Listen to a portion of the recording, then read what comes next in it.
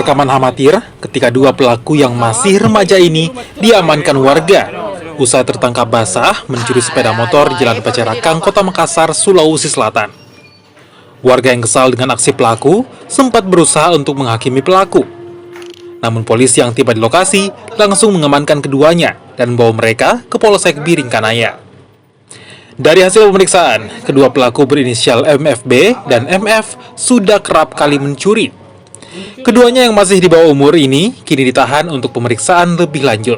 Pada saat diamankan, kedua terduga pelaku ini sempat mengambil sebuah sepeda motor.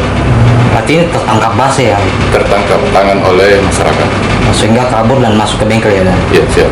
Rupanya hampir dimasang sama warga.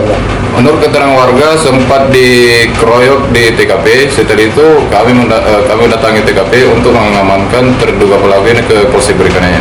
Ada berapa orang? Sementara 2 orang, barang bukti 1 unit sepeda motor. Selain menahan kedua pelaku, polisi juga menyita barang bukti sepeda motor hasil curian. Kedua pelaku pun disangkakan pasal 362 KUHP dengan ancaman 5 tahun penjara. Arif Tirtana, Kompas TV, Makassar.